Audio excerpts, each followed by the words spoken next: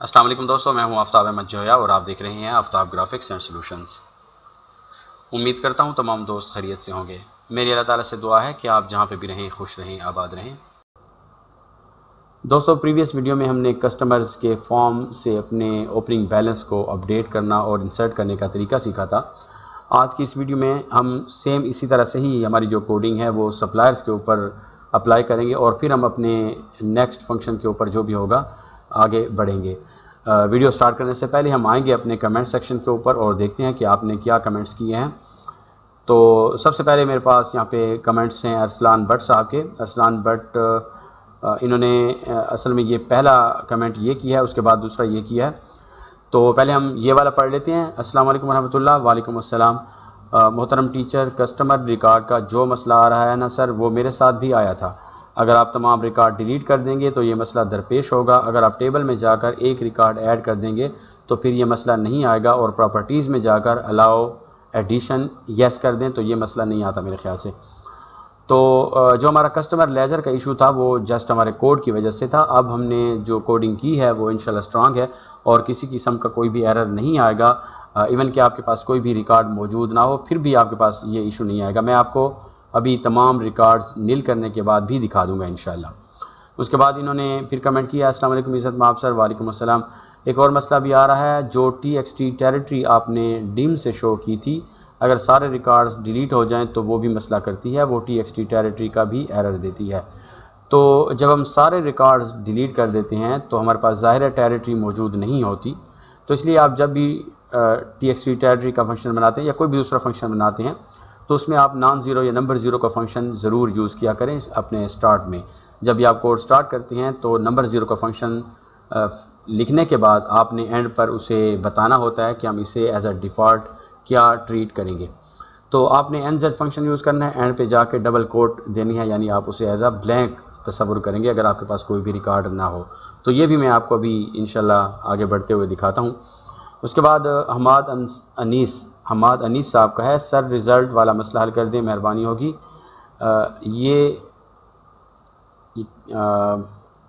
एक ही रिपोर्ट शायद लिखा है, में सब टर्म का आ जाए और एक ही साथ पूरे क्लास के स्टूडेंट का रिज़ल्ट फीड हो जाए। सर कोशिश कर दें, मुझे उम्मीद है कि आप इस मसला गौर करके जल्द ही हल निकालेंगे। ठीक है। तो हमाद भाई, मैंने आपसे पहले भी कहा था कि आप व्हाट्सएप पर मुझसे रब्ता करें। शायद मैंने 2 दफ़ा आपको मैसेज किया था कि आप व्हाट्सएप पर आएँ, लेकिन आपने व्हाट्सएप नंबर मुझे नहीं दिया। तो काइंडली आपका जो भी इशू है आप व्हाट्सएप पर आएँ। कमेंट्स में मैं आपको यहाँ पे फिर नहीं ट्रीट कर सकूँगा, कैसे हम इसको हल करेंगे। तो मेहरबानी होगी आप व्हाट्सएप पर आएँ, मुझसे रब्ता करें। ठीक है, मैं लीव कर लूँ हर्ट्स। और उसके बाद हम आते हैं नजीब अफगान साहब। ये मेरे काफ़ी पुराने सब्सक्राइबर हैं, शायद अफ़गानिस्तान से हैं। तो कई दफ़ा ये मैसेज भी करते रहते हैं, बहुत शुक्रिया इनका। सलाम sir, video and voice not matching, the video comes first then the voice, check it please. पिछली दफ़ा ऐसे हुआ था कि चूँकि लोड शेडिंग थी बहुत ज़्यादा, इसलिए मैंने ऐसा किया था। वीडियो जब बनाई थी तो उसकी ऑडियो मैंने अलग से रिकॉर्ड की थी अपने मोबाइल के ऊपर। कुछ इशू इस तरह है कि मेरे पास जो माइक है, अगर मैं उसे अदर देन इलेक्ट्रिसिटी यूज़ करता हूँ, जैसे शमसी हो गई, और इसी तरह हमारे पास अगर बैकअप है UPS वगैरह का, तो उसमें एक हल्की सी ट्यून आती है और मुझे समझ नहीं आ रहा कि वो क्यों आती है। शायद कोई अर्थ हम जिसे कहते हैं उसकी वजह से होगी, या कोई भी दूसरी रीज़न हो सकती है जिसे मैं सॉल्व नहीं कर सका। इसलिए आप एडजस्ट करें। अब तो वो वीडियो वैसे भी अपलोड हो चुकी है और थी भी काफ़ी लेंथी मेरे ख्याल से, 1 घंटा 34 मिनट की वो वीडियो थी। तो बहरहाल वो दोबारा तो अब मैं नहीं बना सकता, बहरहाल आप उस पर एडजस्ट करें। उसके बाद हम आते हैं बुलेट मूवीज़। सलाम सर, MS एक्सेस के थ्रू व्हाट्सएप या सिम पर टेक्स्ट मैसेज कैसे सेंड करेंगे, एक ट्यूटोरियल प्लीज़। तो ब्रादर मैंने पहले बनाई हुई थी ये सीरीज़, 2-3 वीडियोस मेरे ख्याल से उस पर थी, लेकिन चूँकि मेरी वीडियोस डिलीट हो गई हैं तो इसलिए मैं दोबारा कोशिश करूँगा वो वीडियो बना के फिर मैं उससे अपलोड करूँ। और थैंक्स कहा है पीरज़ादा बशीर साहब ने, बहुत शुक्रिया, अल्लाह पाक आपको खुश रखे। बस इस तरह आप मुझे सपोर्ट करते रहें। उसके बाद जुनैद साहब, आपका काम अभी तक पेंडिंग है, मैं कोशिश करता हूँ आपको फ़ाइल 2-3 दिनों में सेंड कर दूँ। और बहुत शुक्रिया, आपने मेरी तबीयत के बारे में पूछा, आप फ़िक्रमंद हुए। ठीक है, उसके बाद हम आते हैं DG गेम। अगर हम कस्टमर को फ़ाइल बना के देते हैं और कस्टमर की कुछ चेंजेस करवानी हो तो हम कैसे हल करेंगे? तो आसान है, कोई इतना इशू नहीं है, आपके पास सारी एक्सेस होती है अपनी फ़ाइल की, आप उसे कोडिंग में जाके अपनी शिफ्ट की को इनेबल करते हैं और जितनी भी चेंजेस आप करना चाहें वो आप कर सकते हैं, अनलेस और अनटिल आप उसे MDB में कन्वर्ट नहीं करते या ACCDE में कन्वर्ट नहीं करते, तब तक आपके पास जो आपकी फ़ाइल है वो एडिटेबल ही होती है। तो शेख खान साहब ने कहा है please sir upload video regularly. मैं कोशिश करता हूँ मेरे भाई, जब भी मेरे पास टाइम होता है मैं कोशिश करता हूँ वीडियो बना के अपलोड करूँ, ताकि आप लोग सफ़र ना हो और ये जो काम है ये ज़्यादा पेंडिंग ना पड़ा रहे। ठीक है जी, तो मैं इसे रिप्लाई कर देता हूँ, please give your previous video link, जो मेरे पास अब नहीं है। ठीक है भाई, तो आप एडजस्ट करें। अब हम चलते हैं वीडियो की तरफ। तो वीडियो स्टार्ट करने से पहले मेरी आपसे रिक्वेस्ट है, अगर आप मेरे चैनल पर न्यू आए हैं और अभी तक सब्सक्राइब नहीं किया तो सब्सक्राइब ज़रूर कीजिए और वीडियो को अपने दोस्तों के साथ ज़रूर शेयर कीजिए। कस्टमर्स में जो हमने कोडिंग की है, हम देखते हैं सप्लायर्स के ऊपर डिज़ाइन व्यू में जब हम ये सारे काम कर रहे थे तो मेरे ख्याल से मैंने यहाँ पे कोडिंग वगैरह कर दी थी, लेकिन फिर भी हम कंफर्म कर लेते हैं। तो मैं एक्सप्लोर करता हूँ अपने कोड को और इसमें ऐड के बाद आप देख सकते हैं अपडेट का कोड भी मौजूद है, यानी हमने इस पे काम किया हुआ है। और जो भाई TXT कैटेगरी TXT टेरिटरी का कह रहे थे, तो ये है हमारे पास। इसमें आपने क्या करना होगा, आप NZ का फंक्शन यूज़ करेंगे और एंड पे आपने इस तरह से डबल कोट लगाने हैं, यानी एज अ नील आप इसे ट्रीट कर रहे होंगे। तो ये हमारे पास सप्लायर्स के ऊपर है। कस्टमर्स में भी मैं आ जाता हूँ सेम इसी तरह से, जहाँ पे हमने इसे ऐड किया है TXT टेरिटरी को, इसमें मैं कर देता हूँ NZ डी लुकअप से पहले। और वादे के मुताबिक मैं अपने तमाम रिकॉर्ड्स डिलीट करके आपको दोबारा से दिखाता हूँ कि किस तरह से हमारा ये काम इंशाल्लाह बिल्कुल सही तरीके से हो रहा है। तो एक एक टेबल डिलीट करने की बजाय मैं ऐसा करता हूँ कि एक मैक्रो बना लेता हूँ जिसके थ्रू मैं अपने तमाम रिकॉर्ड्स डिलीट करूँगा। तो मैं इसे कोलैप्स कर लेता हूँ, कोलैप्स ऑल, और क्रिएट मैक्रो, सेव और named it delete all data. ठीक है, आप जो भी नाम देना चाहें, मैंने इसे डिलीट ऑल डाटा किया है। इसमें हम कमांड रन करेंगे, रन SQL।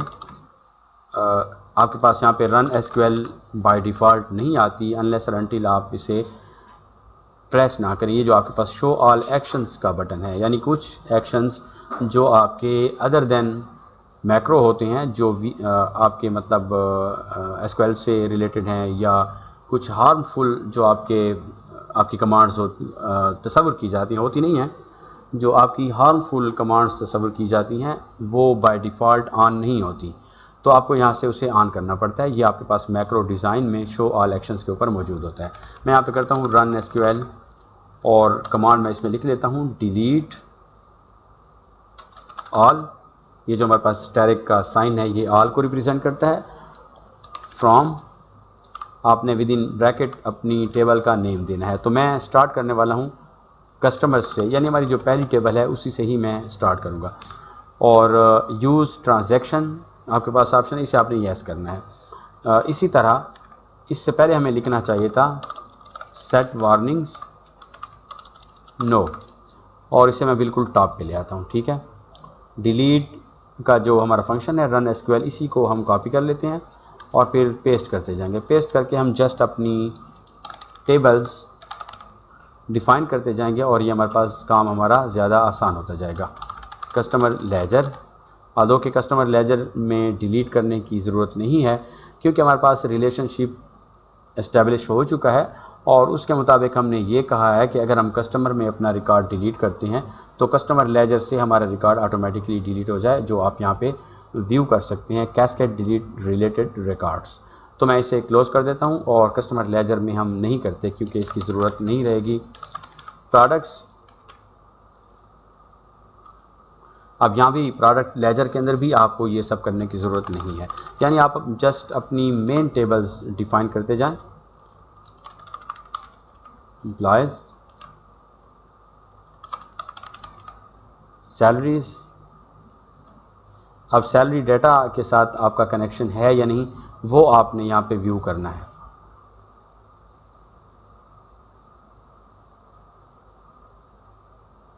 सैलरीज और सैलरी डेटा, ये आप देख सकते हैं यहाँ पे इसका ऑप्शन मौजूद है। मैं इसे क्लोज करता हूँ और वापस हम आ जाते हैं। सैलरीज के बाद हमारे पास यूज़र्स, बल्कि यूज़र्स हम नहीं करते क्योंकि मैं कर ही देता हूँ, कोई इशू नहीं है। यूज़र्स और सेल इनवॉइस,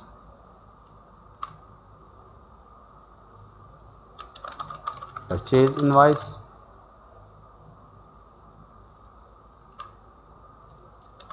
काउंटर सेल। आपने स्पेलिंग सेम उसी तरह से ही लिखनी है जिस तरह से आपके पास टेबल में आपने टेबल का नाम दिया है। Expense,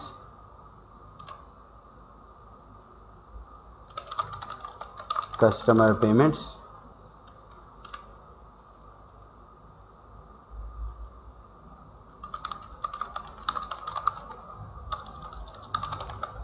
supplier payments, cell return,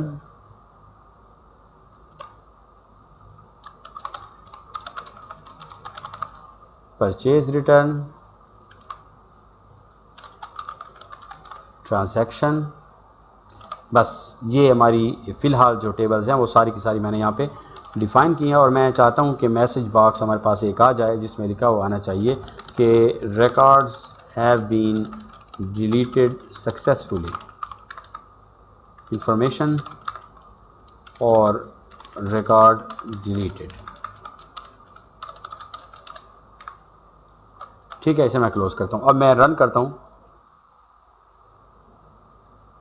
can not find the input table or query supplier, हमारे पास यहाँ पे सप्लायर्स है, ठीक है, एस का उसमें इजाफा है तो इसलिए ये आप देख सकते हैं आर्गूमेंट्स में हमें उसने एरर दिया है कि आपके पास कहाँ पे इशू आ रहा है। तो मैं आता हूँ और सप्लायर को सप्लायर्स कर देता हूँ। इसलिए मैंने आपसे कहा था कि आपके स्पेलिंग सेम आपकी टेबल से मैच करने चाहिए। आप देख सकते हैं records have been deleted successfully, यानी हमारे पास कोई भी रिकॉर्ड अब मौजूद नहीं है। और मैं अब आपको कस्टमर्स और उनसे रिलेटेड जितने भी रिकॉर्ड्स हैं वो ऐड करके दिखाता हूँ, इंशाल्लाह कोई भी एरर नहीं आएगा। तो टेरिटरी चूँकि हमें ऐड करनी है इसलिए मैं आता हूँ डैशबोर्ड पे और हमारे पास सेटिंग्स में टेरिटरी, अच्छा लिंक तो हमने किया नहीं है, मैं फ़िलहाल टेबल से ऐसे ही एक टेरिटरी ऐड करता हूँ क्योंकि टेरिटरी तो हमारे पास ज़रूर होगी जो हम कस्टमर में सेलेक्ट करेंगे। आज की मैं डेट कर देता हूँ, general, added by Aftab Ahmed Zoya, close.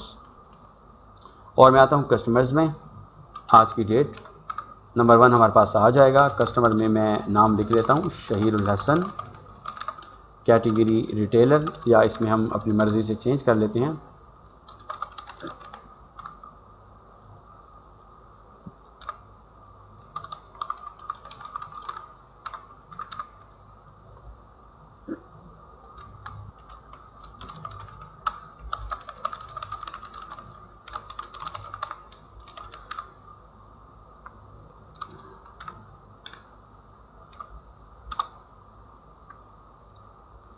और ये आप देख सकते हैं हमारी तमाम फील्ड्स प्रॉपरली ऐड हो चुकी हैं। अब अगर मैं इन्हें एडिट करके अपडेट करना चाहूँ तो वो भी मैं इजीली कर सकता हूँ।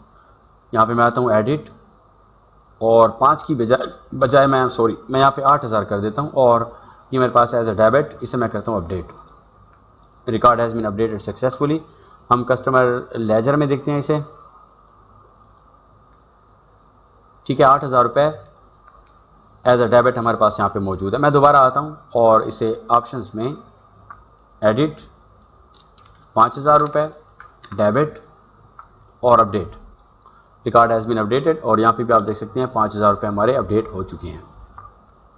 तो बिल्कुल परफेक्ट हमारा ये रिकॉर्ड ऐड हो रहा है। इसी तरह हम आते हैं सप्लायर्स में,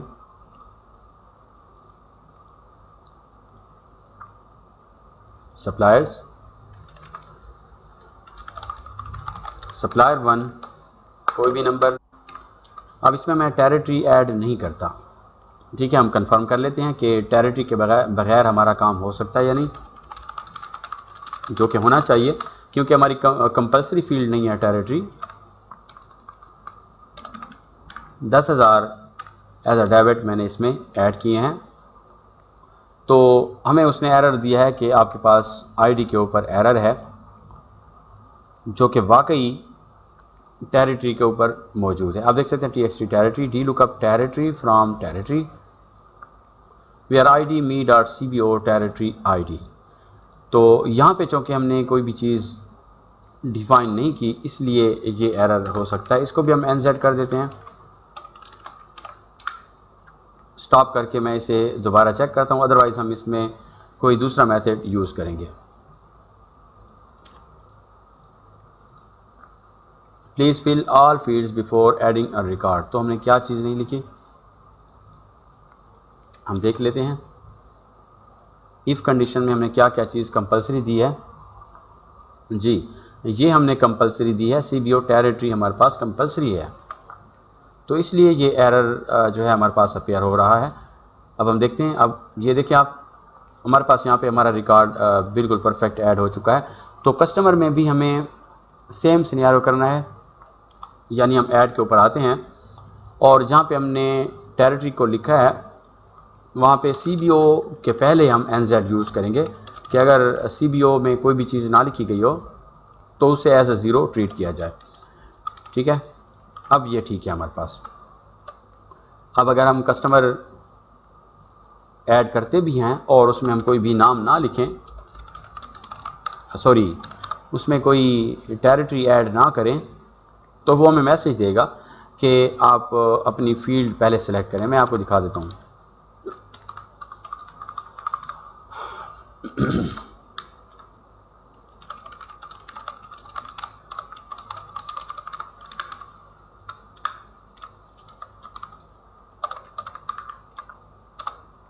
ठीक है, आप देख सकते हैं please fill all fields before adding a record. तो ये क्यों आया है, क्योंकि हमने CBO टेरिटरी सेलेक्ट नहीं की। और अगर हम CBO टेरिटरी में ये NZ का फंक्शन यूज़ ना करते तो फिर हमें वो ID का एरर देता। मैं आपको दिखा देता हूँ, अगर मैंने NZ यूज़ ना किया तो आप देखेंगे कि हम जब ऐड करते हैं हमारे पास ये एरर आ जाता है सिंटैक्स एरर का कि आपके पास मिसिंग ऑपरेटर है, और इसे हम डिबग करते हैं। डिबग में आप देखें मैंने यहाँ पे NZ का फंक्शन ख़त्म कर दिया है, तो हम इसे दोबारा से बहाल कर देंगे। मैं यहाँ पे करता हूँ NZ और ब्रैकेट स्टार्ट करके टेरिटरी के बाद जहाँ पे हमारे पास ये वैल्यू आ रही है, यहाँ पे मैं कॉमा लगा के इसे एज अ ज़ीरो ट्रीट करूँगा। तो ज़ीरो मैंने इसलिए किया है क्योंकि हमारे पास यहाँ पे ID आ रही है, CBO टेरिटरी में हमारी फील्ड ID आ रही है, तो उसे हम नंबर चूँकि हमारे पास है न्यूमेरिक डेटा टाइप है, तो इसलिए मैंने इसे यहाँ पे ज़ीरो कहा है कि अगर हमारे पास कोई भी वैल्यू ना हो तो उसे एज अ ज़ीरो ट्रीट किया जाए। अब हम अगर इसे ऐड करना चाहेंगे तो वो हमसे कहेगा कि please fill all fields before adding a record. तो हमारी कौन सी फील्ड रहती है, हमारी टेरिटरी की फील्ड रहती है जिसे हमें लाजमी फिल करना होगा। मैं यहाँ पे जनरल करता हूँ और दोबारा मैं इसे ऐड कर देता हूँ। आप देख सकते हैं हमारा रिकॉर्ड यहाँ पे इजीली ऐड हो जाएगा, record has been added successfully. और इसमें अब अगर हम अपडेट करना चाहेंगे अपने दूसरे रिकॉर्ड को तो हम इजीली ऑप्शंस पे आके यहाँ पे इसे हम एडिट कर सकते हैं। मिसाल के तौर पे अगर मैं करता हूँ 5,000 रुपये या 10,000 रुपये, मैं इसे कर देता हूँ एज आ डेबिट है, इस बंदे ने हमें देनी है, मैं इसे करता हूँ अपडेट, और हमारा ये रिकॉर्ड कस्टमर में आके ये जाएगा कस्टमर लेजर के अंदर। इसे हम देख लेते हैं customer ledger. Opening balance customer ID 1 है, और सेकंड जो हमारे पास है 2 नंबर आईडी वो यहाँ पे ऐड नहीं हुई। तो क्यों नहीं हुई हम देखते हैं दोबारा से। कस्टमर्स, डिज़ाइन व्यू, ऐड, और एक्सप्लोर करते हैं अपने कोड को।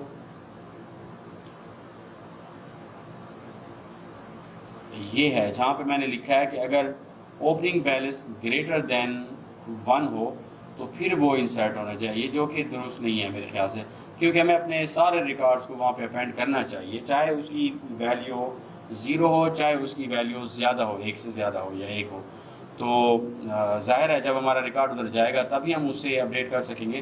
तो इसलिए मेरे ख्याल से ये जो हमने अलग अलग से 2 कंडीशंस लगाई हैं कि अगर ओपनिंग बैलेंस इस तरह हो तो इस तरह हो। अब जाहिर है जब हमारी वैल्यू वहाँ पे नहीं जाएगी हमारे कस्टमर लेजर में, तो हम उसे अपडेट कैसे करेंगे। तो इसलिए हम जस्ट ऐड और अपडेट का जो फंक्शन है वो यूज़ करने वाले हैं। तो यहाँ पे मैंने जो सेकंड कंडीशन लगाई है उसे मैं यहाँ से डेल करता हूँ, और इस सूरत में हम अपना इंसर्ट का फंक्शन, इंसर्ट टू का फंक्शन दोनों रन करेंगे। ठीक है, उम्मीद आपको समझ आ रही होगी। और उसके बाद ये जो एल्स का हमारे पास है इसे मैं यहाँ से डिलीट कर देता हूँ, इसकी ज़रूरत नहीं होगी क्योंकि हम जस्ट 2 फंक्शंस एक्टिव करने वाले हैं। एक हमारे पास ऐड होगा, दूसरा हमारे पास अपडेट होगा। Simple is that. और एंड पे आके हम यहाँ पे एक एंड इफ भी ख़त्म कर देंगे और कोड को हम डिबग करते हैं। डिबग करने पर हमारे पास कोई भी एरर नहीं आया तो इट्स मीन कि अब हमारा कोड इंशाल्लाह दुरुस्त होगा। मैं ऐसा करता हूँ कि जो दूसरा रिकॉर्ड मैंने अभी ऐड किया है उसे मैं डिलीट करके दोबारा चेक करता हूँ। दानियाल खान, इसे मैं करता हूँ डिलीट, और यस ये हमारा रिकॉर्ड डिलीट हो जाएगा। मैं आता हूँ इनकी डेट पे, आज की date, Daniyal Khan, customer, mobile number, general, active 10,000 रुपये। अब अगर 0 भी हो हमारे पास फिर भी ठीक है, हम इसे कर लेते हैं। डेबिट, अब हमें डेबिट क्रेडिट भी चूज़ करना होगा। तो अगर हम ऐसे ऐड करना चाहें, देखते हैं हमारा ये रिकॉर्ड ऐड हो चुका है और कस्टमर लेजर में ये आया है कि नहीं। बिल्कुल आया हुआ है, ठीक है। 2 नंबर आप देख सकते हैं यहाँ पे, customer ID number 2, opening balance उसका कुछ भी नहीं है। तो हम दोबारा इसे अपडेट करते हैं, एडिट, मैं इसमें अमाउंट लिखता हूँ 10,000 रुपये, डेबिट और अपडेट। ये हमारा रिकॉर्ड अपडेट हुआ, यहाँ पे 10,000 रुपये इस कस्टमर के आ गए और कस्टमर लेजर में आके हम देखते हैं तो यहाँ पे भी एज अ डेबिट 10,000 रुपये मौजूद हैं। हमारा अब ये कोड बिल्कुल डन हो चुका है, ठीक है। एक ऑप्शन हमारे पास एडिट है, दूसरा डिलीट का है, यहाँ पे क्लियर है, ऐड है, ये सारी चीज़ें यहाँ पे मौजूद हैं। तो क्यों ना क्लियर को हम यहाँ पे इनविजिबल कर दें, क्योंकि थोड़ा सा ऑकवर्ड लग रहा है और हमारे यूज़र को ये नज़र नहीं आना चाहिए। जस्ट हमें अपनी एक शॉर्टकट बनानी होगी। यहाँ पे हमारे पास ऑप्शन है कैंसिल का। इसका मतलब ये होता है कि आप एस्केप बटन को इस कमांड के साथ एसोसिएट करते हैं। मतलब ये हुआ कि जब आप एस्केप बटन प्रेस करेंगे तो आपका ये एक्शन परफॉर्म होगा जो आपने क्लियर बटन के ऊपर लगाया है। तो मैं इसे कैंसिल में यस कर देता हूँ। और इसी तरह एक दूसरा ऑप्शन आपके पास ऊपर मौजूद है जिसे कहते हैं डिफॉल्ट। डिफॉल्ट मीन कि आप एंटर प्रेस करेंगे तो इस कमांड के ऊपर जो भी एक्शन लगा हुआ है वो परफॉर्म होगा। तो मैं कैंसिल को इसके ऊपर अप्लाई कर देता हूँ। और अगर हम ऐड के ऊपर देखें, ऐड के लिए हम वैसे भी शॉर्टकट बना चुके हैं Alt A के साथ। तो अगर आप इसे डिफ़ॉल्ट करना चाहते हैं तो आप यहाँ पे इसे डिफ़ॉल्ट कर सकते हैं। तो इसका मतलब ये होगा कि जब आपका कस्टमर अपनी वैल्यूज़ लिख लेगा, आपका यूज़र जब वैल्यूज़ लिख लेगा तो वो एंटर प्रेस करेगा और आपका ये बटन अपना एक्शन परफॉर्म करेगा। और साथ साथ आप कंट्रोल टी टेक्स्ट पे लिख भी सकते हैं एंटर टू ऐड, ठीक है। और कैंसिल के ऊपर हम करते हैं एस्केप टू कैंसिल। और इसकी ज़रूरत नहीं थी, हमें वैसे भी ये बटन हाइड करना है। हम हाइड ऐसे करेंगे कि हम इसे ट्रांसपेरेंट करेंगे। आप याद रखें कहीं ऐसा ना हो कि आप इसे यहाँ से इनविजिबल कर दें। इनविजिबल जब आप करेंगे तो आपका कोड वर्क नहीं करेगा, ये आप याद रखें। मैं इसे ट्रांसपेरेंट कर देता हूँ, यस। अब ट्रांसपेरेंट करने की सूरत में हमारे यूज़र को ये नज़र नहीं आएगा, जबकि ये मौजूद होगा। और एस्केप करने पर हमारा ये एक्शन भी परफॉर्म होगा, जो कि बिल्कुल परफेक्ट है, ठीक है। तो ये हो गया ऐड के लिए। आप देख सकते हैं जब मैं प्रेस करता हूँ एंटर का बटन, तो हमारे पास ये मैसेज आता है। तो हमें तमाम एरर्स को रिमूव करना है, हमारे पास कोई भी एरर नहीं होना चाहिए। अब फॉर एग्जांपल अगर हमारे यूज़र से एंटर प्रेस हो जाता है, उसने कोई भी वैल्यू नहीं लिखी, तो ये एरर तो नहीं आना चाहिए, उसे वो मैसेजेस देने चाहिए जो हमने पहले से लिखे हुए हैं। ठीक है, तो इसलिए अगर इस किस्म की कोई सिचुएशन है तो हम ऐसा करेंगे कि अपने इन फंक्शंस को हम उन कंडीशंस के बाद लगा देंगे जो हमने पहले बनाई है। मिसाल के तौर पे मैंने ये कंडीशन पहले बनाई है, उसके पहले हमारे ये फंक्शंस बने हुए। इन फंक्शंस में से अगर हम टेरिटरी को यहाँ से कट कर दें और पेस्ट करें हम अपने फंक्शन के बाद, इफ़ के फंक्शन के बाद, तो फिर भी हमारा काम चल सकता है। लेकिन एक हमारे पास टेक्निकलिटी आएगी, एक इशू आएगा, वो ये होगा कि टेरिटरी हम यहाँ पे डिफाइन कर रहे हैं और उसका फंक्शन जो है, ये देखें txt मोबाइल है ना, तो इसके बाद अगर मैं आपको दिखा दूँ ईमेल cbo टेरिटरी और उसके बाद txt टेरिटरी है, तो जब txt टेरिटरी हम अपने कोड के बाद यहाँ पे पेस्ट करेंगे तो वो वर्क नहीं करेगी। तो क्यों ना हम इसे थोड़ा सा मज़ीद आसान करें, थोड़ा अपने काम को प्रोफेशनल बनाएं। इस सूरत में हम ऐसा करते हैं, हम जस्ट अपनी टेरिटरी की फील्ड ऐड करेंगे जो कि cbo टेरिटरी से जाएगी। अब cbo टेरिटरी तो हमारे पास यहाँ पे मौजूद होगी जाहिर है, तो क्यों ना हम अपनी टेरिटरी की फील्ड अपनी क्वेरी के अंदर जाके लें। ये हमारे लिए ज़्यादा बेहतर है कि हम यहाँ पे उसे लुकअप करें। उसका हमें क्या फ़ायदा होगा? उसका हमें ये फ़ायदा होगा कि हमारे पास ये एक खाम खा की टेंशन नहीं होगी जो कि यहाँ पे पहले से मौजूद है। बार बार उसके ऊपर मैसेज आ जाता है, एरर आ जाता है, तो हम जस्ट अपनी टेरिटरी आईडी की फील्ड वहाँ पे ऐड करेंगे और लुकअप करते हुए टेरिटरी की जो वैल्यू है, जैसे मैंने यहाँ पे डी लुकअप बनाया है, उसी तरह हम वहाँ पे ले लेंगे। तो पहले मैं आता हूँ कस्टमर्स में। ठीक है, कस्टमर्स में आके कस्टमर एक्सटेंडेड के अंदर हम लेंगे। मैं इस फॉर्म को क्लोज करता हूँ, लेकिन आपको पहले से स्टॉप करना होगा। मैं करता हूँ रीसेट और क्लोज करके कस्टमर एक्सटेंडेड के अंदर मैं आता हूँ डिज़ाइन व्यू में। कस्टमर टेबल में आके डिज़ाइन व्यू और इसकी टेरिटरी की जो फील्ड है उसे मैं यहाँ से डिलीट कर देता हूँ। सिंपल हमें करना है। उसके बाद हम यहाँ पे अपनी फील्ड बनाएंगे टेरिटरी के नाम से और इसमें हम करेंगे D lookup territory from territory table where ID, यानी वहाँ पर मौजूद आईडी मेरी इस टेबल के अंदर जो फील्ड है वो है टेरिटरी आईडी। हम फिर भी कंफर्म कर लेंगे टेरिटरी आईडी के साथ मैच करती होगी।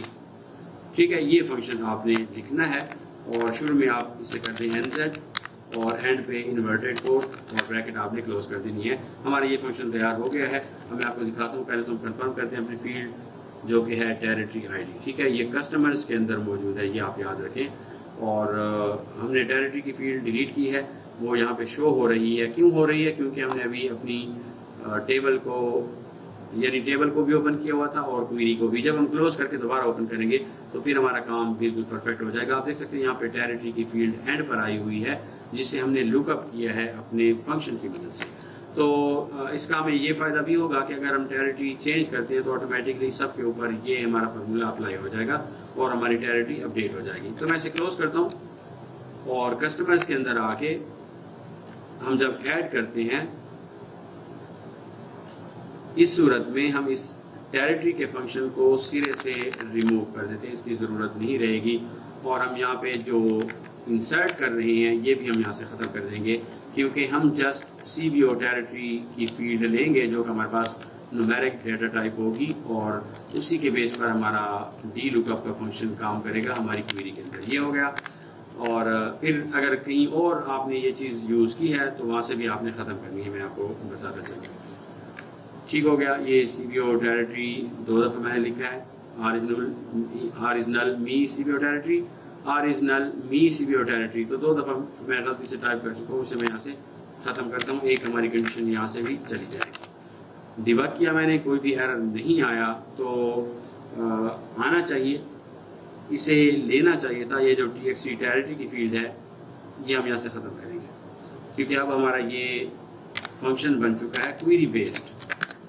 डिबग किया, आते हैं क्लियर के ऊपर मैं क्लिक करता हूँ तो आप देख सकते हैं कोई भी एरर नहीं है। ऐड के ऊपर मैं जब क्लिक करता हूँ तो अब हमारे पास वो मैसेज नहीं आ रहा जो शुरू में आता था कि सिंटैक्स एरर और आईडी मिसिंग वगैरह वगैरह जो भी बला बला था, वो अब हमारे पास नहीं है। अब हमारा काम बिल्कुल प्रोफेशनल हो रहा है, लेकिन आप देखेंगे कि हमारी आईडी खामखा इंसर्ट हो जाती है, मैसेज भी हमें देता है, उसके बावजूद भी हमारा रिकॉर्ड इंसर्ट हो रहा है। तो वापस चलते हैं, वापस आते हैं हम ऐड के ऊपर। ठीक है, इफ हमने यहाँ पे यूज किया, ये हमें मैसेज देता है वो। एल्स में हमने लिखा कि अगर ऐड हो तो यहाँ पे मैं शायद एंड करना चाहिए। शायद मैंने इसलिए कहा है क्योंकि मुझे कंफर्म नहीं है कि ये एरर किस वजह से आ रहा है। और लास्ट पे ये इस तरह से हो गया। पहले हमारा फंक्शन है, ठीक है, फंक्शन के बाद ये भी हमारी कंडीशन ठीक है, उसके बाद ये भी हमारी कंडीशन ठीक है, तो क्यों एरर आ रहा है। हम देखते हैं वापस इन दोनों रिकॉर्ड्स को डिलीट और डिलीट। ठीक है, अब देखते हैं, मैं यहाँ पे इसे क्लोज करके वापस ओपन करता हूँ।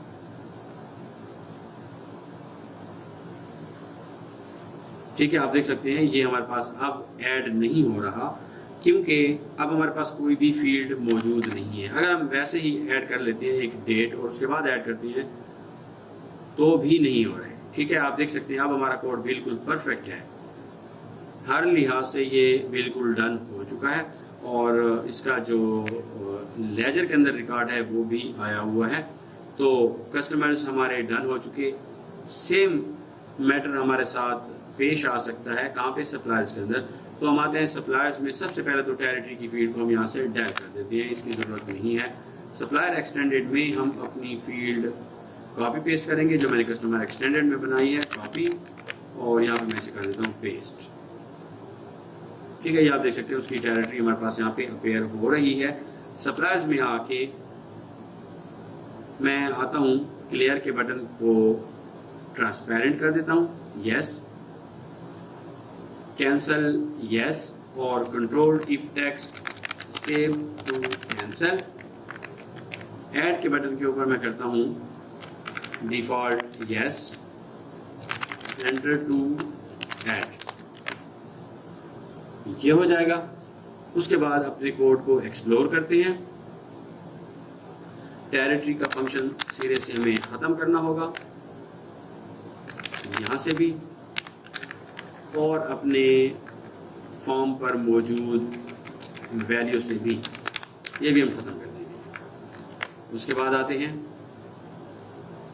कि अगर हमारे पास ये चीज़ें नल हों, ब्लैंक हों, तो ये यहाँ पे भी मैंने 2 दफ़ा लिखा था क्योंकि कॉपी पेस्ट किया था, तो इसलिए ये एरर आ रहा था हमारे पास। यहाँ पे मैं करता हूँ एंड, उसके बाद एल्स, और हमारे पास ऐड में जो हमने सेकंड कंडीशन बताई है वो भी हम ख़त्म कर देंगे।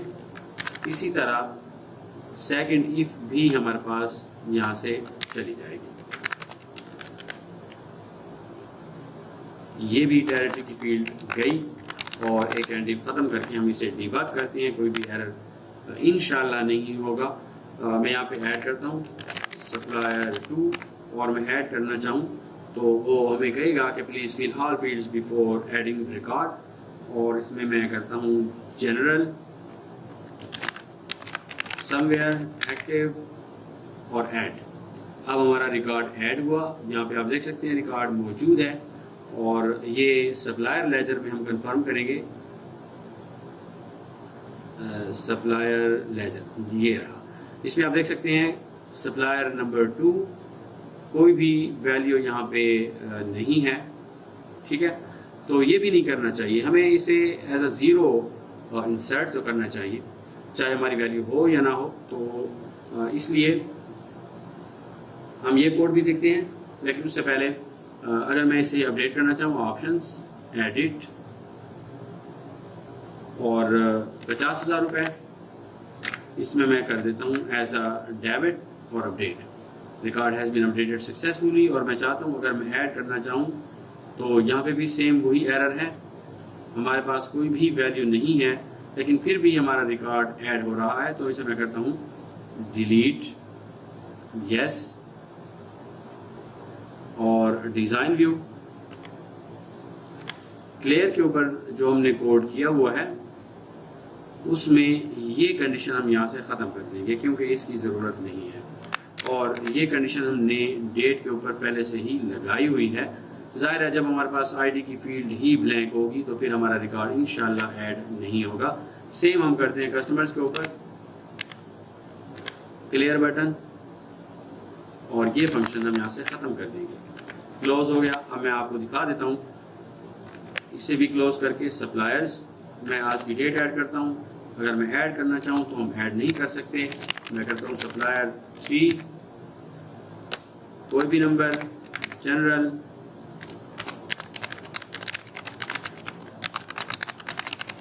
एक्टिव 50,000 रुपये, डेबिट क्रेडिट, और इसे मैं कर देता हूँ ऐड। हमारा ये रिकॉर्ड तो ऐड हो जाएगा, और जब मैं दोबारा ऐड करना चाहूँगा तो आप देख सकते हैं हमारा रिकॉर्ड ऐड नहीं होता क्योंकि ये वैल्यूज़ नहीं है।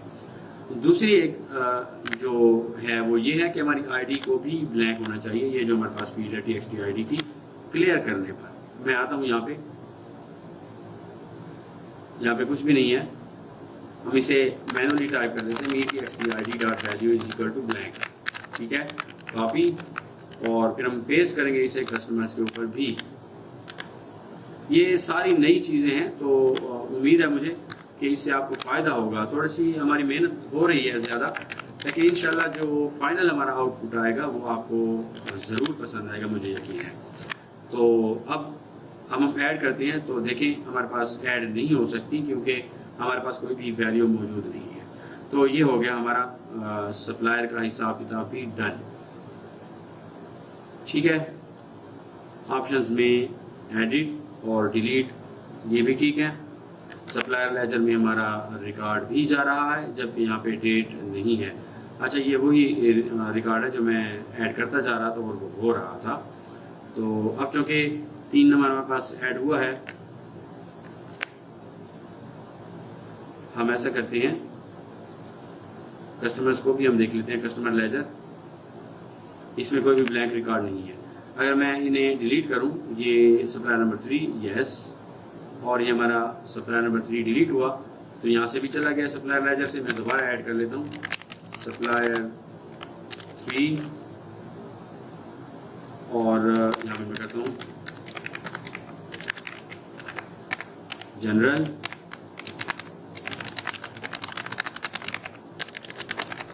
एक्टिव 50,000 रुपये, डेबिट, और ऐड हो गया। दोबारा मैं क्लिक करता हूँ, हमारा ये रिकॉर्ड अच्छा फिर से शुरू हो गया है,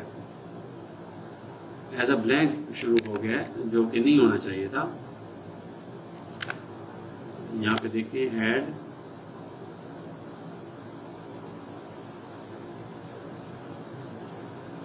और इसमें txt डेट,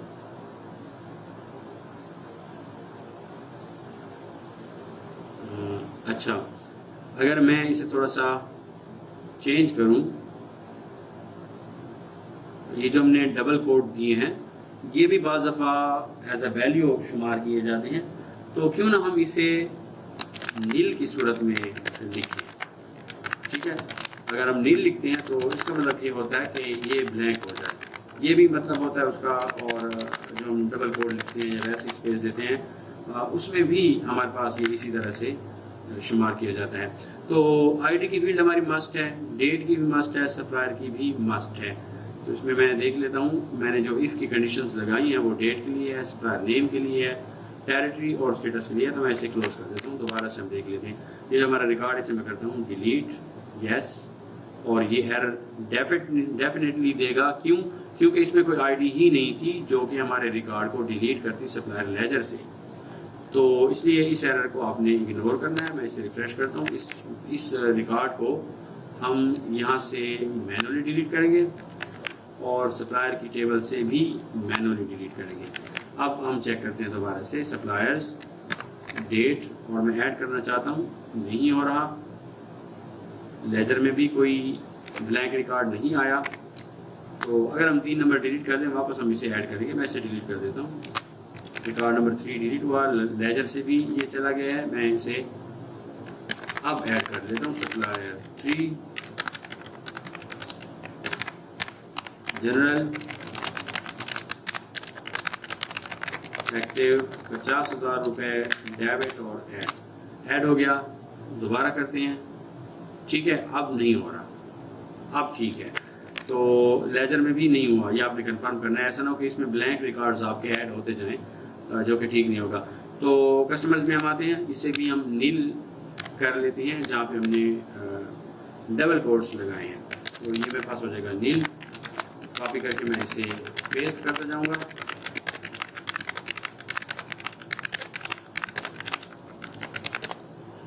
ठीक है जी, अब ये हो गया हमारा कस्टमर और हमारे सप्लायर्स, जो कि अपडेट भी होते हैं। अपडेट हम करके देख लेते हैं। कस्टमर्स हमने किए थे। मैं आता हूँ सप्लायर्स के ऊपर, सप्लायर्स, और 2 नंबर हमारे पास जो आईडी है उसमें एक तो मैं मोबाइल ऐड कर लेता हूँ, दूसरा जो मेरी अमाउंट है वो भी मैं चेंज करके देखता हूँ। एक में 10, 2 में 50,000 रुपये की अमाउंट मौजूद है। मैं ऐसे करता हूँ एडिट, मोबाइल नंबर, ईमेल, और ये मेरे पास हो जाएगा 25,000 रुपये एज अ डेबिट, और इसमें अपडेट कर देता हूँ। ये हमारा रिकॉर्ड ऐड हो गया और अपडेट भी हुआ है साथ साथ। अच्छा, जो मैं आपको कह रहा था कि डेबिट और क्रेडिट एज अ ज़ीरो तो आने चाहिए थे जब हमारे पास कोई भी वैल्यू नहीं होती। तो इस सूरत में हम देखते हैं क्रेडिट के ऊपर कि हमने क्या फंक्शन लगाया था। क्रेडिट में हमारा फंक्शन आता था हमारी कमो बॉक्स से, जो कि CBO टाइप। इसमें हमने आफ्टर अपडेट में फंक्शन लगाया था कि अगर हमारे पास डेबिट हो, ठीक है, तो डेबिट में अमाउंट आ जाए और क्रेडिट में ज़ीरो हो। अगर क्रेडिट हो तो क्रेडिट में अमाउंट आ जाए ओपनिंग बैलेंस और डेबिट ज़ीरो हो जाए। तो अगर हम इसे as a default value zero करें, यहाँ पे डिफ़ॉल्ट वैल्यू मैं कर देता हूँ ज़ीरो डाटा के अंदर। सॉरी, ये नहीं है, ये CBO टाइप है। हमें करना है क्रेडिट डिफ़ॉल्ट वैल्यू, यहाँ पे आप देख सकते हैं जूम करके, ये हमारे पास हो जाएगी ज़ीरो। और इसी तरह डेबिट को भी हम सिलेक्ट करके डिफ़ॉल्ट वैल्यू में ज़ीरो करेंगे। तो ये भी हमारा एक बेटर वे है अपने काम को अंजाम देने के लिए। मैं डिलीट करता हूँ 3 नंबर रिकॉर्ड को और मैं डिलीट करता हूँ 2 नंबर रिकॉर्ड को। तो देखें, हमारा काम बड़ा ही ज़बरदस्त हो रहा है। हम अपडेट भी कर सकते हैं, हम डिलीट भी कर सकते हैं। हमारी सारी कंडीशंस एक्यूरेट काम कर रही हैं हमारे इस नए मेथड से। तो इसमें मैं डेट ऐड करता हूँ, सप्लायर 2,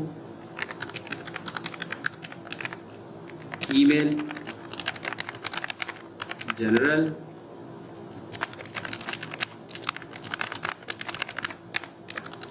$50,000 एज अ, बल्कि मैं इसमें अमाउंट नहीं लिखता और मैं इसे ऐसे ही ऐड कर देता हूँ। हमारा ये रिकॉर्ड ऐड हो गया। ऐड होने के बाद हम देखते हैं सप्लायर लेजर में, और इसमें आप देखेंगे कि ये आईडी नंबर 2 है।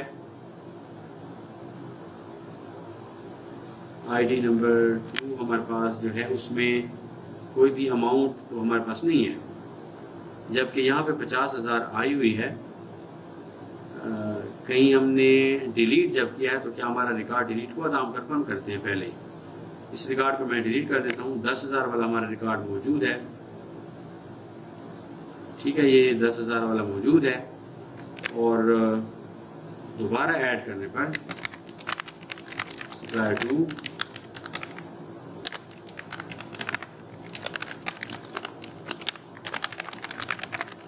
जनरल,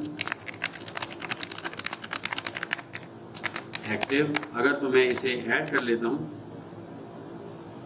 ठीक है, और सप्लायर लेजर में अब तो ठीक है। शायद वो किसी एरर की वजह से हो, क्योंकि अब हमारे पास ये हमारा रिकॉर्ड बिल्कुल परफेक्ट आ रहा है। ठीक है, बहरहाल हम आगे बढ़ते हैं। एक और चीज़ मेरे जहन में अभी अभी आई है, वो ये है कि हमारे कस्टमर में और हमारे सप्लायर के फॉर्म के ऊपर जो हमने ईमेल की फील्ड दी है, अगर तो ब्लैंक हो तो फिर तो कोई इशू नहीं है।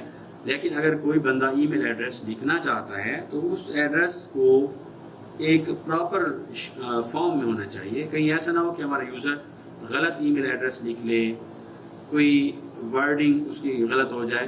तो उस सूरत में हम एक पैटर्न बनाएंगे ईमेल के ऊपर कि .com जो हमारे पास है उस किस्म का ईमेल एड्रेस ऐड होना चाहिए। अब आप देख सकते हैं जैसे ही मैं कोई चीज़ ऐड कर लेता हूं तो मैं आगे बढ़ जाता हूं इजीली, हालांकि मैंने यहाँ पे कोई साइन वगैरह नहीं दिया @gmail.com, ymail.com, outlook, live.com, तो बहुत ज़्यादा हैं। तो इस सूरत में हम यहाँ पे एक पैटर्न बनाएंगे और हम चाहेंगे कि हमारा यूज़र उसी पैटर्न को फॉलो करे, यानी उसके पास आखिर पे .com आना चाहिए। तो मैं कस्टमर से स्टार्ट करता हूँ। कस्टमर में ईमेल एड्रेस के ऊपर आफ्टर अपडेट में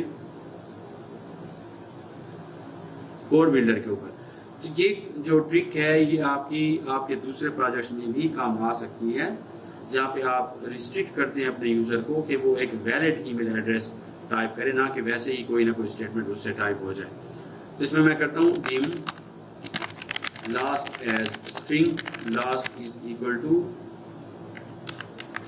.com, ठीक है, इन्वर्टेड कोड में हम इसे लिखेंगे। और उसके बाद हम यहाँ पे करेंगे dim email last as string, email last is equal to write me.txt email, और कामा के बाद हम यहाँ पे लेंथ बताएंगे कि कितने कैरेक्टर्स हम लेना चाहते हैं। जैसा कि हमारे पास है .com, तो ये हमारे पास 4 फिगर्स हो जाएंगे। मैं यहाँ पे 4 करके इस ब्रैकेट को क्लोज कर देता हूँ। इसमें क्या होगा, मैंने 2 फंक्शंस बनाए हैं डिम के थ्रू। एक मैंने कहा है कि लास्ट मीन .com, और ईमेल में ईमेल के जो लास्ट 4 फिगर्स हैं वो मैंने लिए हैं .com की सूरत में। और अब हम इसमें इफ़ की कंडीशन यूज़ करते हुए मैं यहाँ पे डिफाइन करूँगा कि अगर ईमेल लास्ट मैच करते हो लास्ट के साथ तब तो ठीक है, अदरवाइज हमें मैसेज देना चाहिए कि आपका ईमेल एड्रेस दुरुस्त नहीं है। मैं आपको दिखाता हूँ, if email last is equal to last, या यहाँ पे मैं कहता हूँ नॉट इक्वल टू, ठीक है। ये कंडीशन देने के बाद हमें जस्ट एक ही अपना फार्मूला एक ही स्टेटमेंट लिखनी पड़ेगी, ना कि हम दो दफ़ा टाइप करते फिरेंगे। तो मैंने उसे बताया कि ईमेल लास्ट की तरह ना हो, तब हमारे पास मैसेज आना चाहिए please enter a valid email address VB okay only और रॉन्ग ईमेल, ठीक है। आप कोई भी टाइटल लिख सकते हैं, मैंने वैसे इसको रॉन्ग ईमेल एड्रेस लिख लिया है। और इसमें मैं क्या करूँगा कि txt ईमेल की फील्ड को ब्लैंक कर दूँगा नील, और फिर हम जो है आगे बढ़ेंगे CBO टेरिटरी के ऊपर फोकस करके दोबारा अपने ईमेल के ऊपर फोकस कर लेंगे।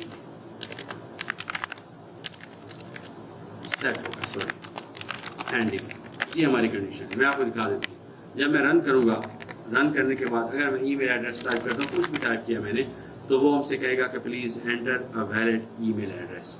तो इस सूरत में हम अपना ईमेल एड्रेस जब टाइप करेंगे तो उसके एंड पे अगर .com आता है तो वो उसे एक्सेप्ट करेगा, अदरवाइज नहीं करेगा। मैं आपको दिखा देता हूँ, .com की जगह अगर मैं कोई भी चीज़ लिख लेता हूँ तो फिर भी वो हमसे कहेगा कि आपका ईमेल एड्रेस दुरुस्त नहीं है, और हम वापस उसी फील्ड के ऊपर मौजूद रहेंगे। ये हमारी थोड़ी रिस्ट्रिक्शन है, जिसकी मदद से हमारा यूज़र क्या होगा, थोड़ा सा बाउंड हो जाएगा कि वो एक वैलिड ईमेल एड्रेस लिखे। तो इसी को मैं कॉपी करता हूँ और सप्लायर्स के ऊपर पेस्ट कर देता हूँ। आसान काम है, आफ्टर अपडेट कोड बिल्डर, और इसमें मैं पेस्ट कर देता हूँ। ये हमारा कोड यहाँ पे आ गया। उसके बाद हम आते हैं कस्टमर्स में। अगर मैं ये करूं कि ओपनिंग बैलेंस मैं लिखूं और टाइप चूज ना करूं, तो फिर भी वो हमसे कहे कि आपने ओपनिंग बैलेंस लिखा है लेकिन टाइप चूज नहीं की। ऑन क्लिक इवेंट में ऐड के ऊपर हम आते हैं, और वैसे तो मैंने ये कंडीशंस लिखी हुई हैं, लेकिन इन कंडीशंस में हमने ओपनिंग बैलेंस को बिल्कुल नहीं छेड़ा। मैं यहाँ पे आता हूँ else if me txt opening balance greater than equal to 1, then एक तो मैं उसे कहूँगा कि अगर वैल्यू हमारी एक या एक से ज़्यादा फिगर में हो, and is null me CBO type और me CBO type dot value is equal to ये और me CBO type dot value is equal to ये, देन अब मैं आपको बताता हूँ कि मैंने क्या लिखा है।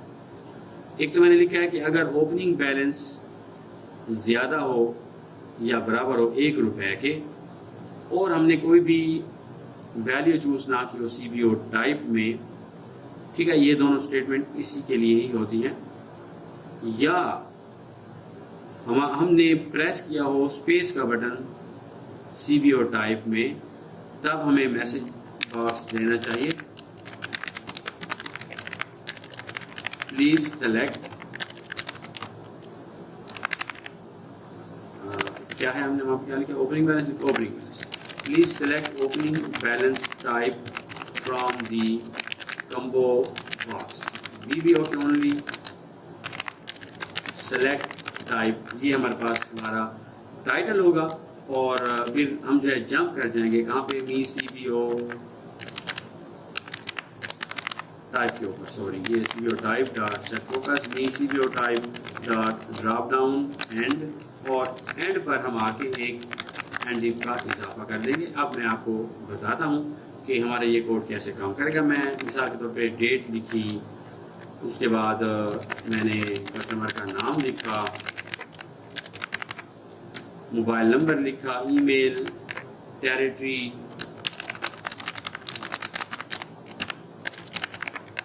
स्टेटस। अब मैंने अगर ओपनिंग बैलेंस लिखा है और मैं इसे ऐड करना चाहता हूं तो मैं ऐड नहीं कर सकूंगा, क्योंकि वो मुझे कहेगा कि please select opening balance type from the combo box, और हम कम्बो बॉक्स के ऊपर ही यहाँ पर मौजूद रहेंगे, क्योंकि हमने ओपनिंग बैलेंस तो लिखा है लेकिन उसकी टाइप नहीं लिखी।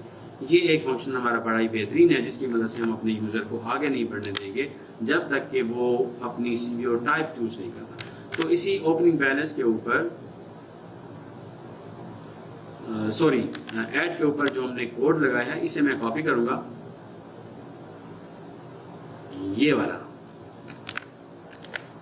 कॉपी, और इसे हम पेस्ट करेंगे सप्लायर्स के ऊपर, ऐड पहली कंडीशन के बाद जहाँ पे हमने इफ यूज किया है, उसके बाद हम यहाँ पे आके इसे पेस्ट कर देंगे, लेकिन एल्स हमें लिखना है और एंड इफ एंड पे लिखना है। ठीक है, अब ये डन हो गया, हमारा काम बड़ा ही प्रॉपर तरीके से जा रहा है।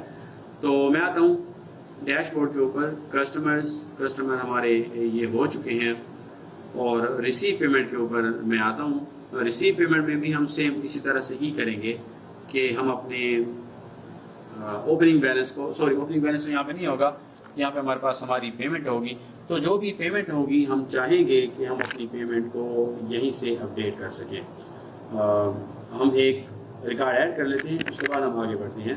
हमारे पास है दानियाल, उसके 10,000 रुपये हैं और पेमेंट हमने वसूल की है 5,000 रुपये। तो पीछे उसके बाकी रह गए कितने, 5,000 रुपये।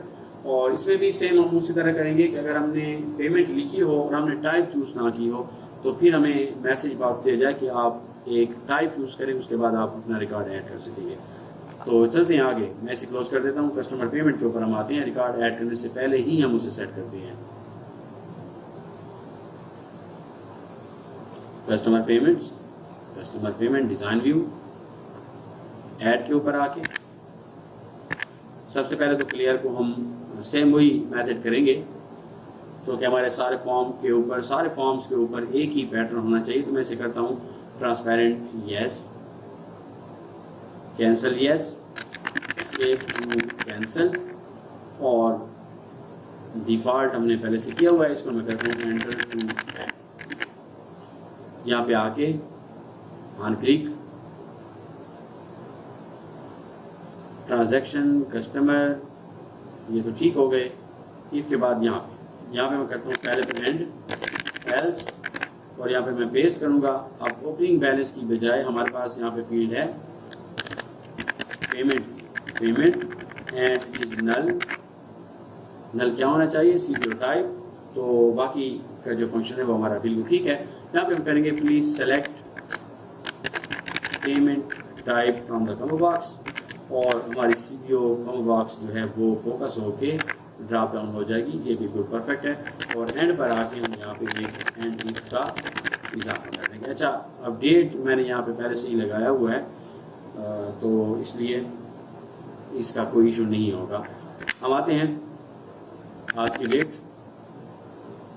कस्टमर 5000 रुपये, और अगर मैं ऐड करना चाहूँ तो पहले तो उसने हमें ये एरर दिया है, इसे हम सॉल्व करते हैं क्योंकि हमारे पास कोई भी एरर नहीं होना चाहिए। यहाँ पे शुरू में हम NZ फंक्शन यूज कर लेते हैं, अपनी वैल्यू को नील करेंगे, और बी जो हमारे पास कम बॉक्स है उससे भी हम यहाँ पे एज ए 0 ट्रीट करेंगे। इसे मैं क्लोज करता हूँ। ऐड करते हैं, please fill all field before adding a record. क्यों? क्योंकि अब हमारा ये कोड बिल्कुल दुरुस्त हो चुका है। ठीक है। अच्छा, इसे भी हम इसका भी मसला हल करते जाते हैं, आदो कि इसमें इशू नहीं आएगा क्योंकि हम अपना कस्टमर तो सेलेक्ट करते ही हैं। लेकिन फॉर एग्जांपल अगर हमारा कस्टमर वैसे ही इसे क्लिक करता है तो आप देखेंगे कि फिर भी यही एरर आएगा, missing syntax error 3075 because of missing our field जो यहाँ पे है CBO कस्टमर के लिए। मैं यहाँ पे भी सेम NZ का फंक्शन यूज़ कर लेता हूँ स्टार्ट में, और यहाँ पे भी कर लेता हूँ NZ कॉमा के बाद 0, और फिर हमारे पास ब्रैकेट क्लोज हो जाएगी। अब अगर मैं ऐड करना चाहता हूँ तो सेम वही मैसेज हमारा देगा जो हमने पहले से यहाँ पे बनाया हुआ है इफ़ की कंडीशन की सूरत में। ठीक हो गया। अब इसमें हमने पेमेंट का भी जिक्र कर दिया है। मैं आता हूँ एक रिकॉर्ड ऐड करता हूँ, डेट दानियाल खान 5000 रुपये, और मैं ऐड करना चाहूँ तो मैं नहीं कर सकता। Please fill all fields before adding a record. तो इस सूरत में टाइप जो हमारे पास है अगर हम उसे यहाँ से काट दें इफ़ की कंडीशंस में, ठीक है, ये हो गया करके। ठीक है, हमने दोनों सूरतों में ये चीज़ें कर दी हैं, तो ये हमारे लिए फ़ायदेमंद है, कोई इशू नहीं है इसमें। तो इसमें हम करेंगे क्रेडिट और ऐड करेंगे you entered an expression that has no value. Debug करते हैं, डिबग में आप देखेंगे पेमेंट नहीं है हमारे पास, ये है me.txt पेमेंट, अनबाउंड फील्ड है हमारे पास, इसलिए ये एरर है। तो इसे मैं सेट करके दोबारा से ऐड करता हूँ, और अब हमारा ये रिकॉर्ड ऐड हो चुका है सक्सेसफुली, जो कि गया होगा कस्टमर लेजर में भी। हम देख लेते हैं कस्टमर लेजर, और रिसीव्ड अमाउंट 5000 रुपये क्रेडिट हुआ पड़ा है, और इसके लेजर में जब हम जाके देखेंगे तो इसका 5000 रुपये बाकी होगा। तो मैं आपको दिखा देता हूँ कस्टमर लेजर। आईडी हमारी शायद 1 नंबर है इस कस्टमर के लिए, 1/1/21 से आज तक। तो 1/1/21 में इसलिए लिखता हूँ कि वो थोड़ा सा इजी है चूज़ करने में। ये हमारे पास 1 नंबर शहीरुल हसन है। मैं दोबारा से रिफ्रेश करता हूँ by pressing F5। Customer ID 2 1/1/21/25 9। इसमें आप देख सकते हैं कि 10,000 रुपये हमारे डेबिट यानी ओपनिंग बैलेंस में थे, रिसीव्ड अमाउंट हमारी 5000 रुपये हुई है, और क्लोजिंग बैलेंस हमारा क्या है, वो है 5000 रुपये। ये बिल्कुल ठीक है, एक्यूरेट हो गया। तो इसमें हमें अपना ओपनिंग बैलेंस भी शो करना चाहिए, कस्टमर ओपनिंग बैलेंस। ठीक है, इस टेन्योर में जो हमने यहाँ पे बनाया है कितना था, उसके लिए हमें एक क्वेरी बनानी पड़ेगी। शायद हमने पहले बनाई हो, मैं देख लेता हूँ, ओपनिंग बैलेंस नहीं है। ठीक है, तो हम एक क्वेरी बनाएंगे जिसकी मदद से हम अपने कस्टमर लेजर की रिपोर्ट के ऊपर उस ओपनिंग बैलेंस को शो करेंगे within our entered dates. तो ये हो गया। अब मैं चेक कर लेता हूँ कि ये अपडेट होता है या नहीं, लेकिन उससे पहले अगर हम इस फील्ड को थोड़ा सा सेट कर लें, जो कि ठीक नहीं है। मैं आता हूँ डिज़ाइन व्यू में, इस फील्ड को यानी बैलेंस की फील्ड को हम करेंगे करेंसी, और डेसिमल प्लेसेस 2, क्योंकि हम सारे डेसिमल प्लेसेस 2 यूज़ करते आ रहे हैं। अगर आप मतलब आप विलिंग नहीं है ये पैटर्न लगाने के लिए, जो पैटर्न मैंने अभी बनाया है रुपीज़ का, तो आप इसे ख़त्म कर दें। जैसे बाज़ दफ़ा हमारे पास ऐसे भी होता है कि दोस्त कहते हैं कि इसमें ये डेसिमल ना हो, इशारिया ना हो, बस राउंड फिगर हमारे पास आना चाहिए, तो वो भी आप कर सकते हैं। ठीक है, मैं अपडेट करता हूँ। ऑप्शंस, एडिट में हमारे पास अपडेट का फंक्शन तो आया हुआ है। मैं देखता हूँ 10,000 रुपये अगर मैं करता हूँ, सॉरी ये है क्रेडिट, 10,000 रुपये में करके इस अमाउंट को नील कर देता हूँ और इसमें मैं करता हूँ update. Record has been updated successfully. Customer ledger में हम देखते हैं ये हमारे पास 10,000 रुपये अमाउंट आ गई है, जो कि बिल्कुल परफेक्ट है। प्रिंट करने पर 2 नंबर ID 1/1 से 25 को आज की डेट तक हमारा क्लोजिंग बैलेंस नील है। ठीक हो गया, ये बिल्कुल परफेक्ट है हमारे पास। और कस्टमर लेजर था ये, इसमें एडिट का ऑप्शन हमने किया हुआ है। डिलीट के फंक्शन को हम देख लेते हैं और ये प्रिंट का ऑप्शन भी हमने यहाँ पे किया, डिटेल्स एडेड बाय 10 बैलेंस, ये बिल्कुल ठीक है। दूसरा जो हमारे पास है डिलीट, उसे हम कंफर्म कर लेते हैं कि हमारा कोड ठीक है, यानी फिर हम आगे बढ़ेंगे। तो ऑन क्लिक इवेंट में मैंने यहाँ पे जो कोड लिखा है उसे मैं देखता हूँ। अगर एडिट हो तो ये होना चाहिए, ठीक है। अगर प्रिंट हो और प्रिंटिंग मेथड A4 हो तो हमारी ये रिपोर्ट ओपन होनी चाहिए। अगर प्रिंट हो और प्रिंटिंग मेथड थर्मल हो तो ये रिपोर्ट ओपन होनी चाहिए। अगर हमारे पास डिलीट का फंक्शन हो तो फिर क्या होना चाहिए, फिर हमारे पास हमारा रिकॉर्ड कहाँ से डिलीट होगा, ट्रांजैक्शन से और फिर इस फॉर्म से। लेकिन हम देख लेते हैं क्या ट्रांजैक्शन में हमारी ये अमाउंट गई हुई है जो हमने वसूल की है अपने कस्टमर से। तो मैं आता हूँ ट्रांजैक्शन डाटा है, ठीक है। इस ट्रांजैक्शन डाटा में received amount from customer against ID number 1 और उसमें 5,000 रुपये, 5,000 रुपये और ये 10,000 रुपये अलग अलग से हमारे पास ट्रांजैक्शंस आई हुई हैं। तो क्यों आई हैं ये हमें देखना होगा, जो कि हम इंशाल्लाह नेक्स्ट वीडियो में डिस्कस करेंगे कि हमारी ये जो पेमेंट है, हमने तो जस्ट एक ही पेमेंट ली है, कस्टमर पेमेंट। ट्रांजैक्शन डाटा के अंदर इसमें एक तो हमारे पास मेन ID नहीं आ रही, या पेमेंट ID यहाँ पे मौजूद है, ठीक है, ये है पेमेंट ID। एक हमारे पास 1 नंबर है, दूसरी हमारे पास 2 नंबर है और तीसरी हमारे पास दोबारा से 1 नंबर है जो कि दुरुस्त नहीं है। हमारे पास यहाँ पे 1 नंबर ही है जो मैंने ऐड की हुई है। तो डिलीट करके हम देख लेते हैं, यस, क्लोज, और यहाँ से भी वो डिलीट हुई हैं। लेकिन एक रिकॉर्ड पहले से मौजूद है, received amount from customer against ID number 2, और चूँकि हम तो अपने रिकॉर्ड्स ब्लैंक कर चुके हैं तो ये रिकॉर्ड नहीं है। इस रिकॉर्ड को मैं मैनुअली डिलीट करता हूँ, शायद किसी वजह से ये रिकॉर्ड डिलीट नहीं हुआ था। मैं यहाँ पे एंट्री डेट करता हूँ आज की, तो अब ये माइनस में आ रही हैं, ठीक है। आप देखें ये माइनस में क्यों आ रहे हैं, हम देखते हैं कस्टमर लेजर में। कस्टमर लेजर में शायद हमारी ये अमाउंट वापस से, अच्छा वापस तो नहीं आई, लेकिन ये है कि हमारी इस फील्ड को डिलीट होना चाहिए था जब हम कस्टमर पेमेंट को डिलीट कर दिए। डिज़ाइन व्यू, आफ्टर अपडेट,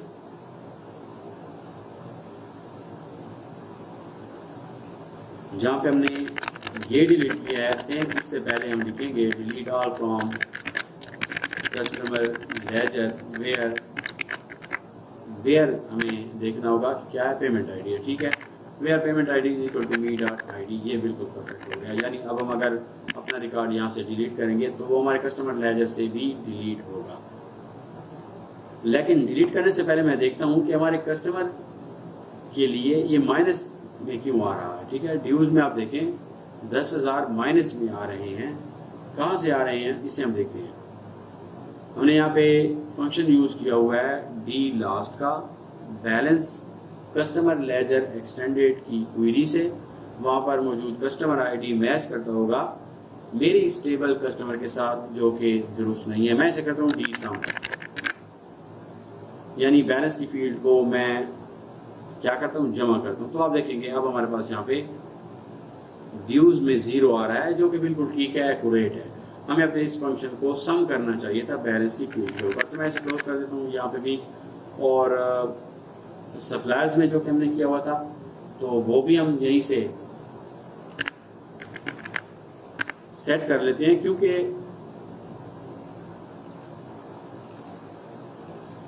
मैं कोई भी गलती नहीं छोड़नी, जो भी हमारे सामने आती जाती है उससे रिलेटेड जो भी हमारा फंक्शन होगा उससे भी हमें सेट करते जाना है। मैं क्लोज करता हूं और अब हम अगर सिलेक्ट करते हैं अपने कस्टमर को तो आप देखेंगे वो कस्टमर हमारे पास शो नहीं हो रहा। क्यों? क्योंकि उसके अगेंस्ट कोई ड्यूज़ ही नहीं है। जब उसके अगेंस्ट ड्यूज़ नहीं है तो वो यहाँ पे शो नहीं होगा। तो जो कि मैंने यहाँ पे एक कंडीशन यूज़ की हुई है, आप वो कंडीशन हटा सकते हैं, क्योंकि कुछ दिन पहले ही मुझे एक दोस्त कह रहे थे कि आप यहाँ पे ये जो रिस्ट्रिक्शन आपने लगाई है इसे रिमूव कर दें, क्योंकि हमारा कस्टमर हमें एडवांस पेमेंट भी करता है।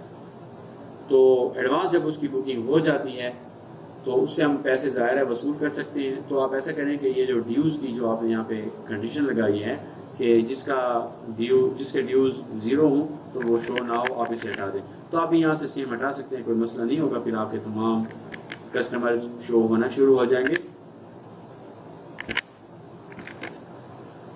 ठीक है जी, तो ये थी हमारी आज की वीडियो। नेक्स्ट वीडियो में जो मैंने अभी आपसे पीछे कहा है कि एक इशू हमारे पास आ रहा है उसे हम सॉल्व करेंगे और फिर फ्यूचर में हम इंशाल्लाह आगे बढ़ेंगे। तो ये वीडियो आपको कैसी लगी आपने अपनी राय कमेंट्स की सूरत में ज़रूर बतानी है।